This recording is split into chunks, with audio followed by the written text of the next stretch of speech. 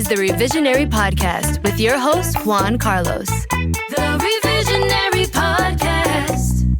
Hello, and welcome to another episode of the Revisionary Podcast. And as always, I'm your host, Juan Carlos. So, just a little bit about what's going on. I've been doing a little traveling lately. I got to go down to LA for a few days, which was a lot of fun. And, I must say, in the past, I haven't really been a fan of LA, but I really had a good time this time. When I went last time. I think part of it is because I went on a vacation. So I kind of treated it as like a touristy experience. I did a bunch of touristy stuff. And I came back with this like renewed energy, and it was exciting and fun. And like, I'm happy to get back to work. So here we are. You know what, LA? I take back 30% of all the bad things I've ever said about you. You're not that bad. You know, I really enjoyed LA, so I will say that. So there's that. Also, I should say, if this is your first time listening to this podcast, welcome to the Revisionary Podcast. This is a podcast where you, the Revisionary, comes in and gets to listen to my guests, who are usually comedians, who tell a nonfiction story about their lives in which they wish things had gone a little bit differently. Afterwards, I give them an opportunity to tell the same exact story, except the second time, they can change any facts or details that they would like about the story. So, real exciting stuff. Let's see what else has been going on. I have an audition coming up, so that should be exciting. Wish me luck. I'm auditioning for, a comedy version of The Voice, which should be a lot of fun. So hopefully I'll go deep in that. I'll keep you guys updated on how that goes. I feel pretty excited to have the opportunity. So, I just want to get up there and get on the stage and do my thing. So that's pretty cool. And let's see. I got to spend a few weeks with my mom. She visited me, which was a lot of fun. Seeing family is always nice, especially when you live so far away from family. So that's been great. But pretty much, yeah, that's been my life. This week we actually have a buddy of mine, James Crowley, joining us on the Revisionary Podcast.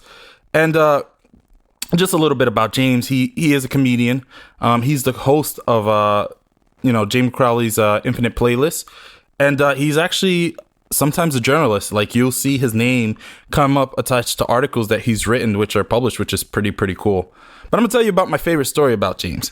So a lot of you don't know this about me, but I refuse to do roast battles. Why, you ask? It's very simple. I'm bad at them. And it's not that I'm bad at them per se. Well, let me rephrase that. Yes, it is that I'm bad at them per se. But it's more that I'm too nice to do roast battles. Like, I can't write jokes that are mean about other people. Like, that is just not who I am as a person. So that's always something that's been really hard for me. But the one and only roast battle that I did do was against James. And he beat me. He knocked me out in the first round. And the worst part about it is, and I think you'll agree with this, is that neither of us were particularly good. But he had one joke that, really got a few laughs, and that was all he needed to knock me out in the first round. So in case you're ever wondering why I don't do roast battles, you got James to blame. It's his fault. So, without further ado, let's not dilly-dally. Let's go ahead and see if we can get James on the line. Hello, James. How are you? Hey, Juan Carlos. I'm doing well. How about yourself? I'm doing phenomenal, and welcome to the Revisionary Podcast. Thank you. Crowd noise. Thank you so much for having me. I'm so excited to be here. No, honestly, it's a legitimate pleasure. For those of you guys who don't know James, I'm actually really excited to have him here because when I first started doing comedy in Westchester, he was one of my first buddies that I made in comedy. So I'm glad he's here. Absolutely. I think you were at the first open mic I did in Westchester. Yeah. I think so too. We're both sitting there like, what's going on? It was one of those things where it's just like, you're all sitting around just like, oh, hey, who are all, it's one of those things like, it's like first timers at an AA meeting all around. You're like, are we allowed to talk? Are we supposed to be friends? Is that what happened at AA meetings? I still haven't gone to one, so I don't know how that works. I actually don't. I feel like anytime I've gone to one, a lot of people already know each other. Got it. Yeah. So he just became a lot less anonymous. So that's what just happened here for those of you guys listening along. Well, I still drink too. That's cool. So what have you been up to, bro? The pandemic rages on, but I've been working. I'm thankful that I still have a job, so I'm writing consistently. And I have a lot of interesting pieces coming out or that have come out very recently. Other than that, I've been working on my podcast, James Crowley's Infinite Playlist, which has been like a real saving grace to me throughout the pandemic. So I see you post a lot about it, but why don't you tell people what it's about? Yeah, so it's before I started doing comedy, I was a music writer, and like I love music. I love all types of music. And what I've learned from doing the podcast is my taste in music is actually much more narrow than I like to think of it as. Really? But I like bringing on like comics, writers, sometimes it's just my friends, and we all come on and, we pick a theme, and sometimes that theme is like something specific, like a genre, like, heavy metal, or it can be really vague, like, like party music, or like, songs for when you're driving to work and you hate your job. So like, we end up making these short 10-ish song playlists, and then we just go back and forth and talk about them. That's actually pretty dope. How'd you get the idea for it? It's one of those things where I've just kind of always been thinking about, I always think about like, well, how can I talk to people about music? And I thought that it would be fun to just kind of think like, find out what other people listen to kind of in specific contexts. I like hearing people say like, well, this is a song. I like hearing the stories people have around music and why they like certain things. Right. It could be like, oh, I went to this concert, or, this was a song I listened to my freshman year of college, or it could be something like, well, I lost someone and this gave me a lot of comfort. Wow, that definitely took a turn off the intersection. I did not see that coming. But here we are. No, look, I think often music is very strongly associated with memories. I think it's cool that you're kind of like drudging this up and like turning it into a conversation. I think that is such a unique concept. I'm excited that you're doing this. Thank you. Yeah, it's so much fun, and it's one of those things where you just get people on and like just find out like what moves them, just because we're all kind of connected by music. No, look, that's pretty cool. Let's touch about other parts of your background. You also write for the newspaper? Yeah, I write for a magazine. I'll tell you the magazine, not on the podcast. Just no, don't do that. I'm not asking for that. Yeah, but I write for a magazine, and I kind of cover I cover all sorts of stuff, but like my main kind of beats are internet culture, music, comedy, writing about comedy and music. I've gotten to speak to a lot of both musicians and comedians that I admire, which has been incredible. So it's funny. First off, I think it's really cool that he does that. And the only reason I know that is because, fun fact you're about to learn on me, James is the only person who's ever beaten me in a roast battle. That is right. The one person who's ever beat me in a comedy roast battle. I am officially 0-1. I retired after that battle. I retired after the next one I did. Did you? So here's why. The reason why I bring this up is because I had written all these jokes that I thought were gonna kill about his I think I thought he worked for the New York Times for whatever reason. I did at the time. Okay, you did. Yeah, but at the time I did. So I wrote all these jokes about it, and after I was done, he was like, "Well, that's nice, but I don't work there anymore." That's literally what you said to me, dead face. Well, no, you know what I think it was you were like, "Oh, he writes for them." He's like, you made it sound like I was at the White House reporting for the New York Times. I mean, I kind of felt that's what it was. I was temping in HR. Got it. You know what? Oh. Sue me. I believe in my friends. All right. Is that a problem? I appreciate that. Also on Facebook, I did just put New York Times. I didn't put what I did at the New York Times. You know what? That's fair. That's right. My bad. I should have really done my homework. And point moral of the story is I wrote all these jokes, none of which I could use. So I threw out pretty quickly. I was going through other material that was just so out of character for me, and it was bad. It was, I flamed out big time. That was fun though. Like, that gave me a lot of confidence, because the next time I had a roast battle, I was hyping it up so much, and then I bombed. I got all cocky and I was like, all right, I'm gonna win this one, and then like I lost immediately, and I was like, all right, well, I can't ever do that again. Yeah, it was. I remember. So I will tell you this: like, for those of you guys out there listening, the one joke that I do remember that he wrote that he got me good on was he made up this joke about how I like going fishing. Right. Do you want to tell? I don't want to tell your joke. Do you remember? I forget what it was completely, but I was like, Juan Carlos likes fishing because it was something like, he likes fishing because he said the sounds of the ocean remind him of no one laughing at his jokes, or something like that. Yeah. And that was because at the time, I think you just posted on like Facebook or Instagram saying, oh, I like, you went fishing. I was like, okay. I'm like, I'm going to use that. And I think you might have said something about the sounds of the ocean, like being calming, but yeah, I don't know, man.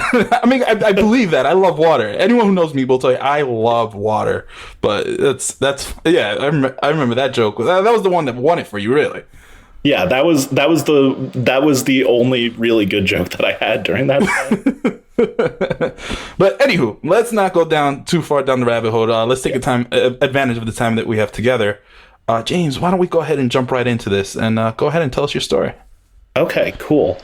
I don't really tell a lot of people about this, but I am a male survivor of an abusive relationship. And I try not to do that because, I mean, I end up hearing about people that have gone through similar things, or women that have gone through similar things. And I don't want that, it ends up making me feel like my experience is so much less, but it's something that happens and it's true. So before you go any further, I want to emphasize this. This is a non-judgmental place. And I think it's also very important that I say this out loud. I'm glad that you're speaking on this, because not a lot of men speak on this. It's important to know that, like, they're not alone. And also, just because you experience something, it doesn't mean that it's any less than someone else's experience, because the most traumatic thing that could ever happen to you might be an easy day for someone else. We can't go, understand someone else's pain. Absolutely. I'm also I'm like, as I'm starting to talk about this, because it's been so long, I'm like, well, what if I start crying in the middle of this? Which I'm gonna try to make it funny, because there's a lot of funny things that came, yeah, but it ends up, it's one of those things where when you're younger, you're able to kind of look past and not really piece it together.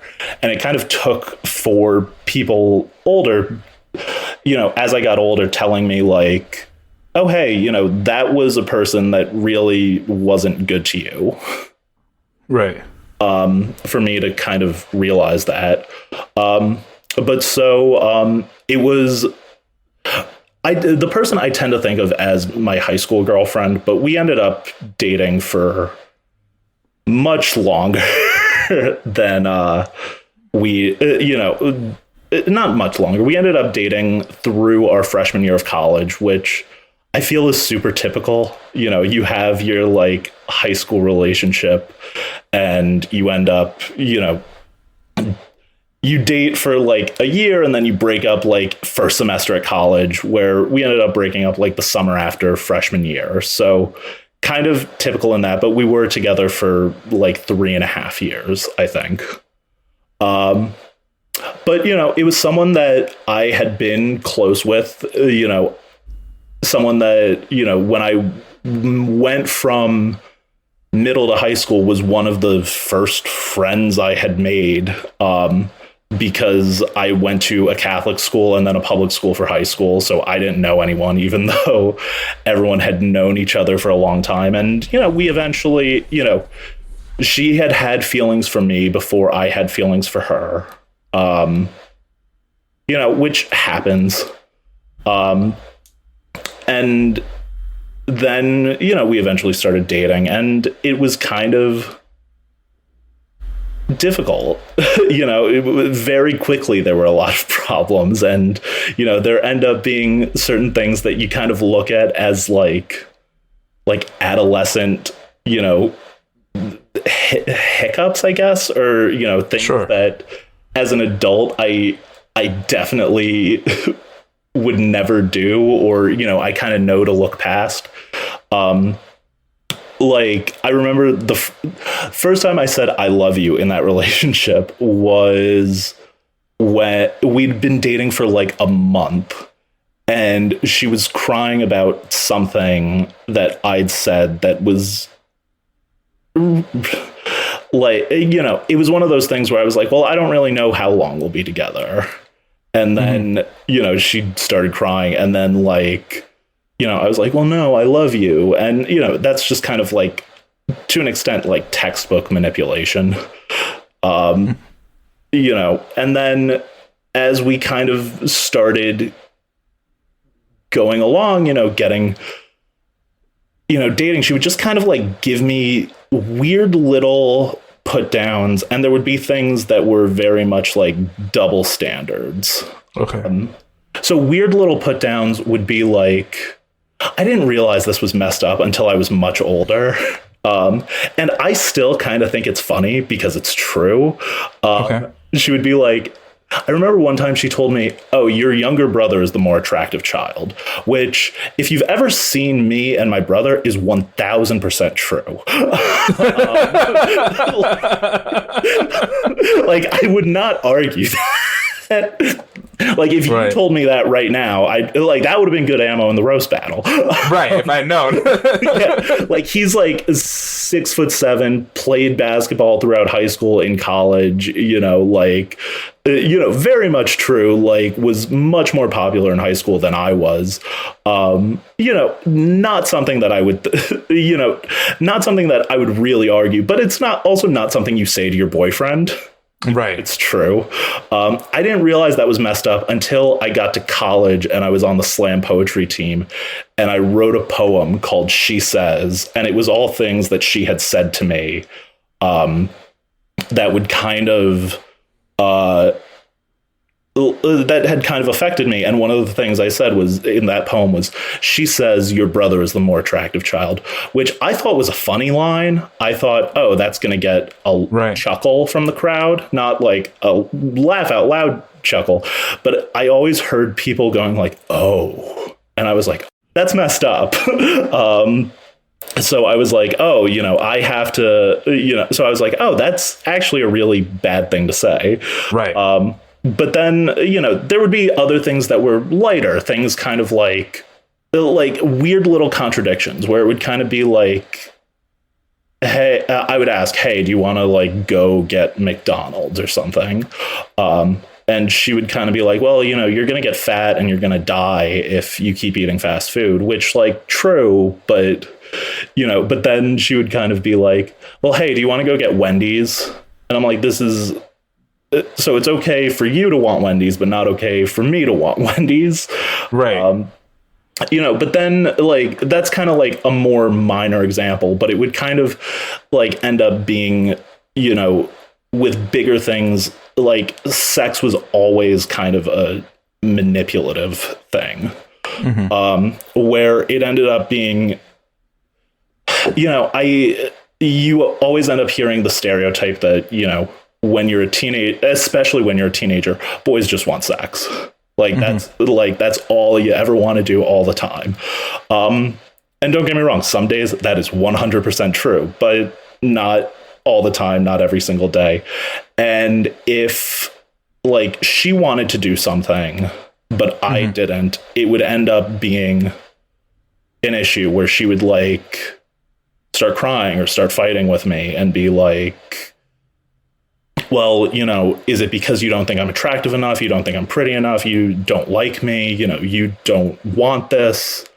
And it would really kind of take a serious mental toll, to just kind of be sitting there thinking well, am I wrong that I want this? You know, do I have to do this whenever she wants to do this? You know, which, you know, it's just kind of mental and emotional manipulation to think like, you know, well, if I want to do this and he doesn't, you know, I think that it both reflects something wrong.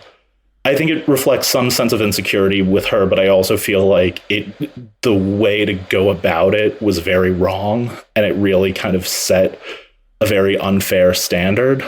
Mm-hmm. You know, and I think it's kind of best exemplified in the way that I lost my virginity wasn't like an enthusiastic, like, yes, let's do this. It was me kind of being like, fine. Because, you know, realistically, I wasn't ready. Right. I was, you know, because after that, I was like, all right, you know, fine, you know, fine. But then like, first time you kind of have it built up in your head. And I wasn't like, oh, yes, I'm very excited. Let's do this. You know, it was just me kind of saying like, OK, fine. And I remember Scrubs was on the TV, which is the only time I've ever watched Scrubs.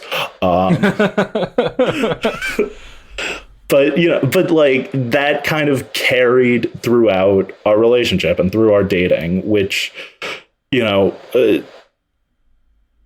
I hear a lot of my like female friends say that they've kind of experienced the same thing on the male end where, you know, there's a lot of kind of male pressuring, like, do you want it? Come on, we have to do that. And if you don't like me, if you don't do this, then you don't like me. And you just kind of sit there and you're like, well, what the hell, you know, does it mean if I don't do it?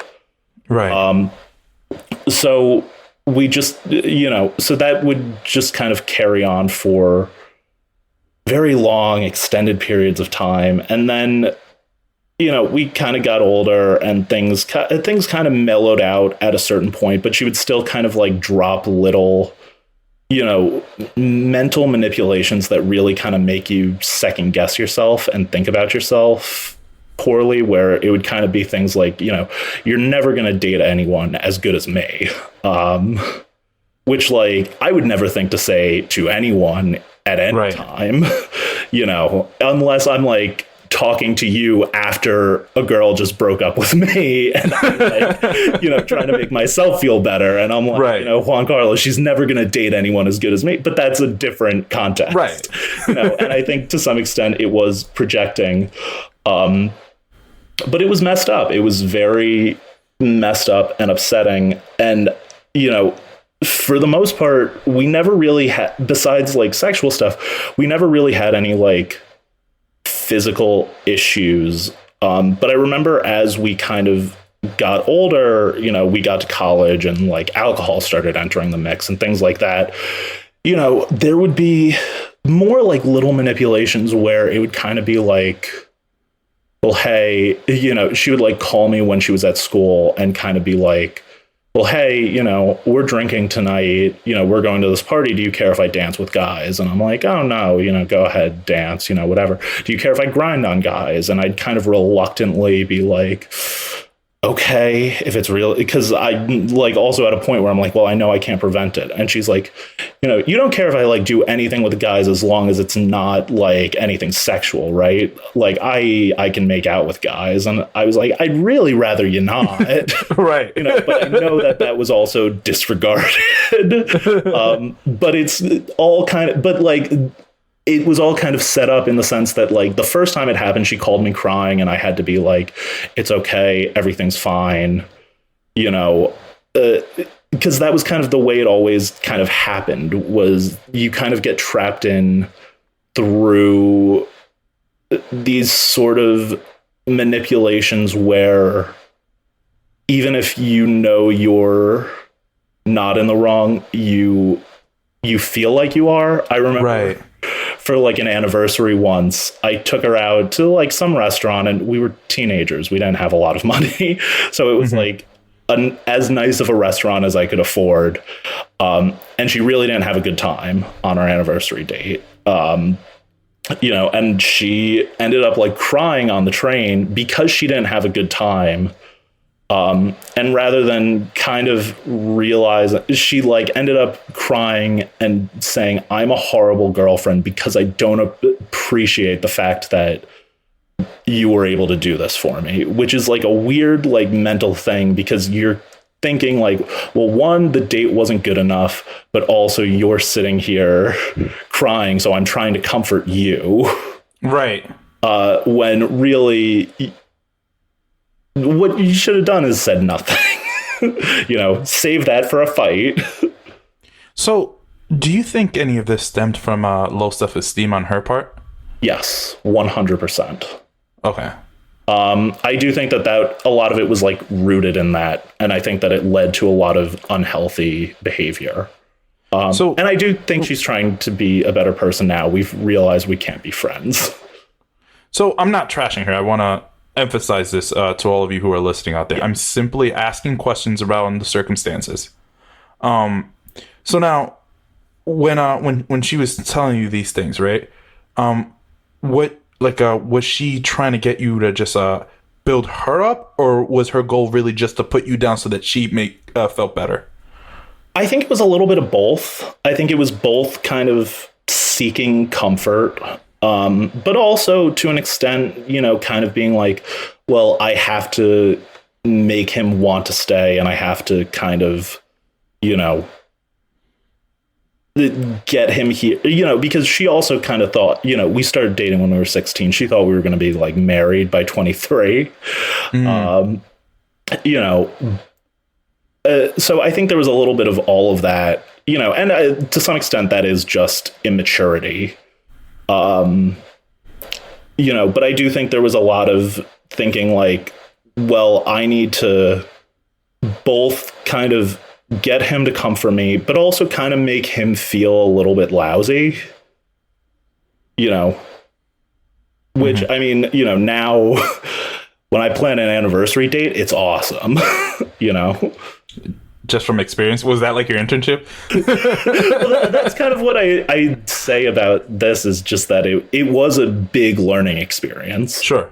But yeah, and I mean, as things kind of went along, I think a lot of the bad and manipulative behavior just kind of got a little bit worse as we got older, just because like when we got to college, I remember one of the things was like, so like with the making out, she like, first time it happened that she like drunkenly made out with a guy, she called me crying, I'm so sorry, which like, I get it, especially when you're in college and drinking. Sure. And then, but after that, it was kind of like dismissive, where it was like, I could get away with this. And then, a lot of the things that kind of culminated, a lot of my friends knew I was unhappy. A lot of my friends knew that the relationship wasn't good for either of us, and they were telling me, that, you got to break up, and the summer after our freshman year of college, I ended up throwing a party at my house because I had the house for the weekend or something. Sure. So, invite like 20, 30 friends over, we're all hanging out, drinking, it's kind of like a whatever thing. And I remember that night, I went outside to like talk to someone for a little bit. And first time I threw a party, I was paranoid. I was like, no one go outside the house. I don't want the cops to come. Understandable. Yeah. And, I went outside, and then all of a sudden, every single person that was there was outside. And I said, oh, what happened? What's going on? Everyone go back inside, like starting to get angry. And someone said to me like, oh, your girlfriend is inside and she took her shirt off. And I'm like, what? And I do think, so I do think to some extent my friends overreacted a little bit, but I also think to some extent she didn't think, because it made a lot of people uncomfortable. But like her and like another girl were like giving each other massages on the couch. Okay. And then like she was like, well, I'm going to take my shirt off, so you could just rub my back entirely. And then everyone else was like, yeah, we're not staying inside for this. Wait, so just so we're clear, she was wearing a bra though, right? I don't think she was wearing a top at all. Oh, okay. I mean, look, at the end of the day, they're just breast guys. Right. Well, when you're 18, 19, you know. Fair enough. Like, I get like being uncomfortable. Yeah, I guess. But so, you know, I go back inside and I'm like, hey, you have to do, and like, you know, Grant, this was not on my best behavior either. Okay. Gonna acknowledge that. Drunk, yelling, being like, what the hell's the matter with you? You know, what are you doing? You know, and she was drunk and she was like, all right, I ruined the party for everyone. I'm gonna leave. I'm gonna go home. Grabs her keys, and not a far drive, but also not a good idea to drive under those circumstances. Sure. You know, so I grab her arm and I'm like, you can't leave. And then she punched me in the face. Okay. Yeah, wow, that escalated quickly. Yeah, very, very quickly. And, you know, I was trying to stop her from driving. Ended up telling everyone, like, hey, you all have to leave right now. 2 people stayed, you know, and things were, you know, things calmed down. She went to bed. I went to bed. The other few people that stayed left. The next morning, you know, I'm like, hey, we got to talk about last night. And, you know, but it was the same thing. She started crying because she was like, I hurt you. Which not, you know, like, I understand you don't want to hurt anyone, especially someone you care about. And I think what kind of hurts most in those situations is that it's someone that you care about. Yeah, 100%. You know, and but also it wasn't so much a time that it felt like she was saying sorry to me as much as it felt like she was just kind of trying to get me to be like, it's okay. So what happened next? So we were together for about another month after that. Okay. And we broke up a month later over like a stupid fight. But it was like a long time coming, and things eventually kind of got okay, you know, but like we broke up. It was a dumb fight. And like, we were like, we did the thing you try to do when you're 18 and you say, oh, we're going to still be friends after this. Yeah. And there were fights after this that really showed that we shouldn't have been friends. But this was kind of the moment that I kind of realized that we really shouldn't have been friends. And this was kind of peak where we were about to go back to college. And I said, like, hey, do you want to hang out one last time before summer ends? And she said, yeah, I would love that. And I was like, great. You know, so we make plans to hang out. And I say, okay, I'll come over to your house at like 7:00. So at 7:00, I text her, hey, I'm leaving. And she says, oh, can we actually push to like 7:30? And I say, okay, but I'm like just driving around because I didn't want to tell my parents I'm going back. So then at 7:30, I'm like, all right, I'm on my way. And then she's like, actually, can we push to like 8:30? So I'm driving around for another hour. And then at 8:30, she says to me, can you actually give my friend a ride to the train station? No. You know exactly where this is going. So she said, so I go, yeah, okay.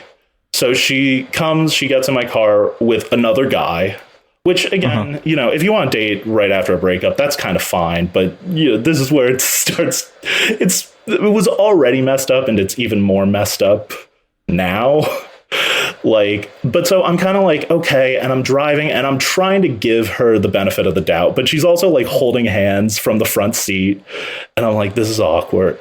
So I drop him at the train station and he goes, okay, you know, thanks, dude. Bye. And I'm like, all right, so we're driving back and I'm not going to bring it up. And she goes, oh, hey, so, you know, you're like my best friend and I really need your advice on something. And I go, okay. Oh my God. And she says, so, I got laid tonight. You know, but while we were doing it, the condom broke and I don't know what to do. And I just kind of said, well, so let me ask you kind of the obvious question, like, was it the guy I just dropped off at the train station? And she was like, yeah. And I'm like, you realize how messed up that is, right? Like, like did not give advice at that point, because I was like, Right. you should not be asking your ex-boyfriend who you broke up with like 2 weeks ago to drive your latest hookup to the train station. Blew up, but then it ended up being like another weird like, hey, I gotta comfort you for a few minutes conversation at the end of that, when I like let it all out, and she was like, well, and I'm like, hey, look, you could do whatever you want, but like you really should have driven him to the train station. That's wow, I'm so sorry. It's okay, I'm over it. I mean, I'm glad you got over it, because I know this happened to you like 6 months ago when you were in college. So no, but like, it's one of those things where, like that was kind of the last real indicator. We got into like little arguments after that, because, when we would come home, we'd try to like be friends and stuff. She tried to get back together like Columbus Day weekend that same year. And I was like, yeah, we really haven't had enough time. She was like, I've changed so much. And I was like, I feel like probably not. It's only been like 2 months. Right. Well, let me ask you this before we go down this rabbit hole. For the sake of balance, right? Why don't you tell me some of her good qualities? Like, what did you like about her? What were the things you enjoyed about her? It's so fun. I haven't thought about this in so long. Just, it's one of those things where like time kind of like, blinds you. I think, one of the things that was good was, well, so, I mean, I guess first and foremost, and I think what kind of makes it hurt is I did love her. Right. So that is true. I think one of the good qualities really was just kind of the fact that she was happy to help expose me to new things and happy to like let me do things, like take me places that I hadn't been before, show me things like, clue me in on different experiences. Like her family was half Jewish, so I'd never been to like a Hanukkah Seder before, sure, or I don't even know if I'm saying the right thing, but like a Passover Seder. Sure. And I was, so I experienced that. And I think, I do think that there was a lot of, I do think she cared about me a lot. Okay. Which, and, and I think that part of that was helped root the insecurities, but I do think that there was a lot of caring. So let me ask you this, else. Now, again, this is just for the sake of balance, right? Yeah. If you were to put yourself in her shoes, right? Right. What are the things that you think she would have said that you were doing well in the relationship, and what are the things you think she would have said that you were not doing well that might have contributed to some of these situations that you were in? With like the sexual stuff, I think she would have said that I think she'd say that I wasn't as, what's the word? I don't want to say I was bad in bed. Inexperienced. But I think she'd say sort of like, he doesn't like know what he doesn't always like know when to initiate, I think would be okay. Good. You weren't aggressive is what it was. I wasn't very aggressive. No. Okay. I mean, like, yeah. And I mean, I've had that complaint from other girlfriends in the past too. So I think that that's like one of the things that she'd have said. I also think in sort of the different aspect, I think in the sense that I was kind of very rooted in my ways and not always happy to like change or try new things. Where it was one of those things where like she'd say like, oh, hey, do you want to come to this with my family? And I would be like, I don't really know. And it would end up being an argument. And it would really just be because I was afraid to try something different, which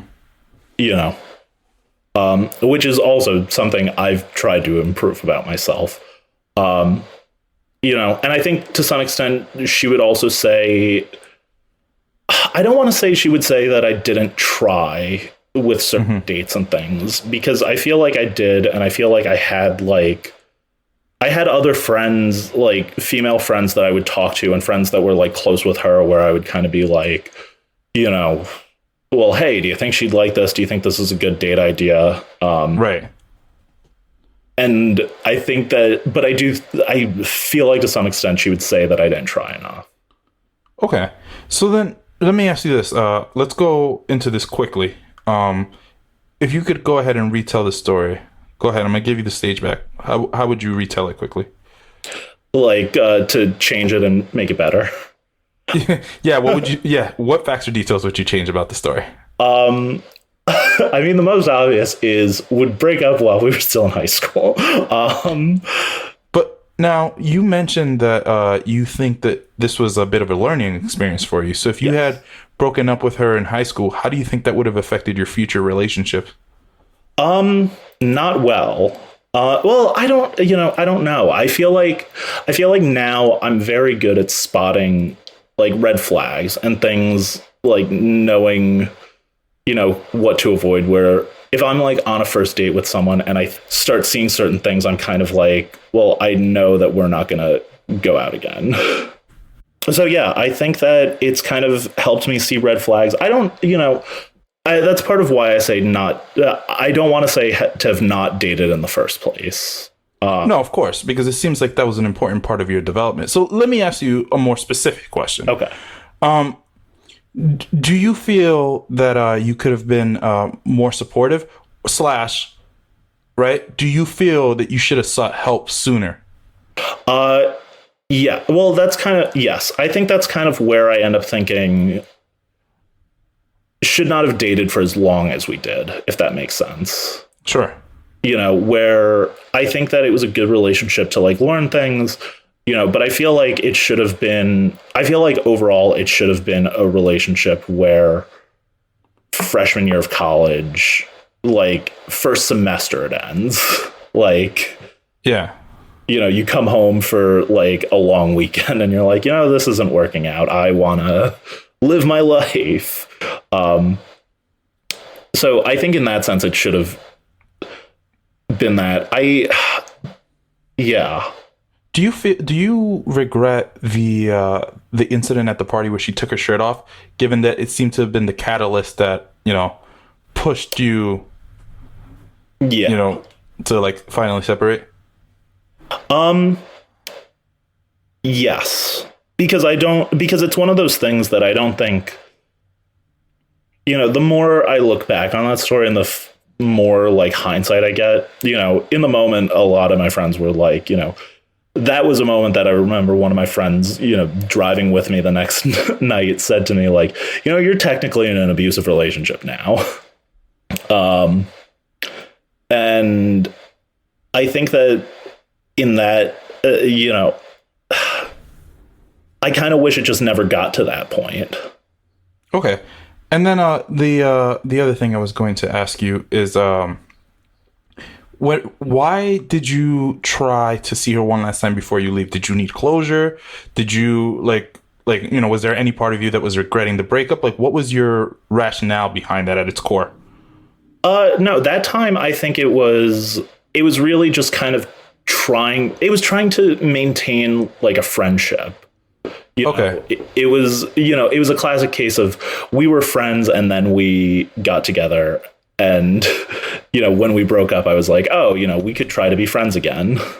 Right. No, that makes sense. You didn't give yourself enough time to heal before you try to formulate a treatment. The wound was still fresh. That makes absolute sense.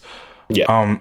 I want to say thank you for coming on the Revisionary podcast. Like, I appreciate you sharing your story and really speaking about this because it is such an important issue and such a serious issue, you know, that I don't think that men are always encouraged to speak up about.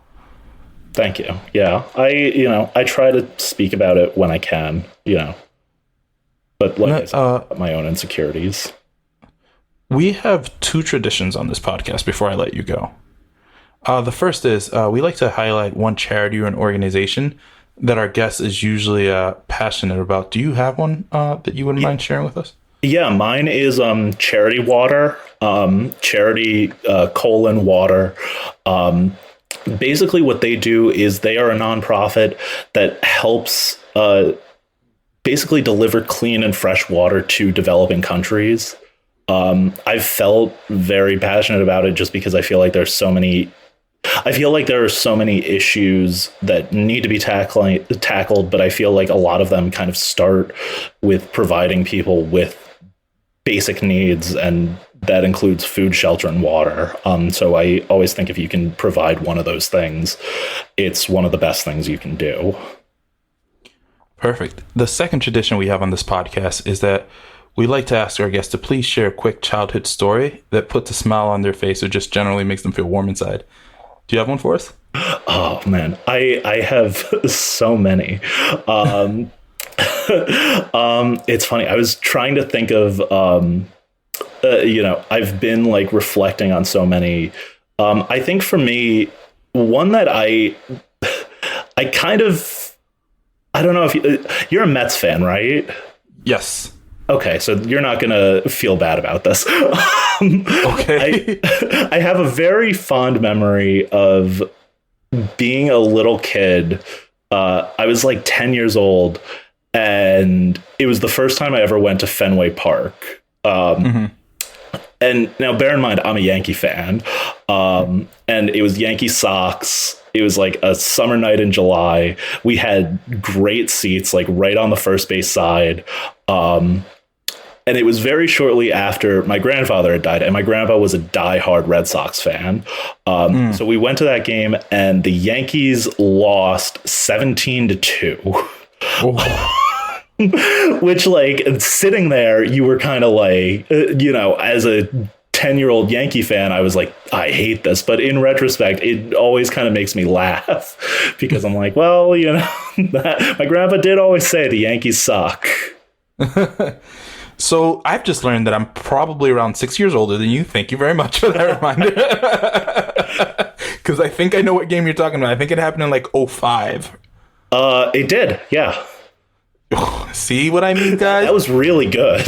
I'm a baseball encyclopedia. You heard about it here.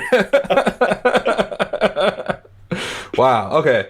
Thank you so much for sharing that. Before I let you go, do you have any last words for the revisionaries? No, thank you so much for having me. Please check out my podcast, James Crowley's Infinite Playlist. And where else can we follow you? I am on Instagram at James P. Crowley, TikTok James P. Crowley, and Twitter James P. Crowley 68. Yeah, check it out. He likes to yell in cars. I know that's a thing. I haven't done that recently. All right, take care, man. Thanks so much, Juan Carlos. The Revisionary Podcast. Okay, so first and foremost, I want to say that, whenever I record one of these episodes, sometimes I make an effort to keep things light, especially when it's a heavier subject. But what James is discussing is in no way, shape, or form a joking matter. And I do want to make that clear. I do not think that domestic abuse is funny in any way, shape, or form. And I take domestic abuse against men as seriously as I take it against women because, it is not my place to determine the pain of a victim. So I fully support victims, in whatever shape, form that they come in. So I just wanted to say that. And I want to thank James for taking time to actually, speak about the subject because it is, sometimes it is difficult as a man to come forward and speak about these issues. There seems to be this social stigma when you're a man and you're in an abusive relationship where the woman's abusing you. So keep that in mind. This is the Revision.